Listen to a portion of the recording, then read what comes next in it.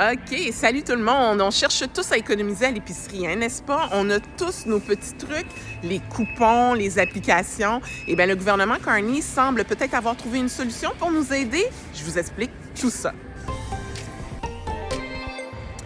Ottawa vient d'annoncer une nouvelle prestation afin de réduire la facture d'épicerie de plus de 12 millions de Canadiens et ça commence dès cette année.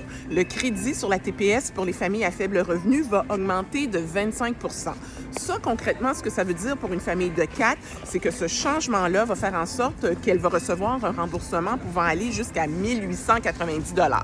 Écoutez, je ne sais pas si ça vous encourage, si c'est une bonne nouvelle ou pas. Je vous laisse juger de tout ça. Bien entendu, on peut en discuter si vous laissez un commentaire. Je veux mettre au clair tout de suite ce qu'il y en est, parce que déjà, le deuil n'est pas évident. OK, maintenant, on en sait un petit peu plus sur la mort entourant ce couple de Gatineau dans leur villa de la République dominicaine. Rappelez-vous, ça s'était passé pendant les fêtes le soir de Noël.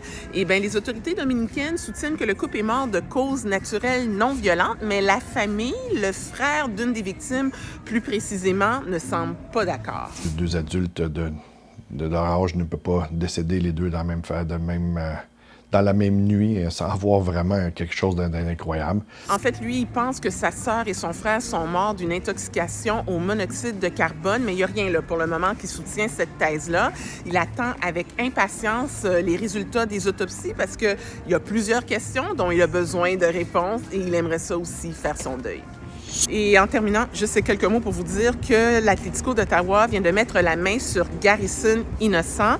Garrison Innocent, c'est un gardien de but de 26 ans qui démontre vraiment beaucoup d'ambition parce qu'il espère faire partie de l'équipe nationale haïtienne lors de la prochaine Coupe du Monde. Il faut dire qu'il a déjà joué pour l'équipe nationale d'Haïti, donc j'imagine que ses chances sont bonnes.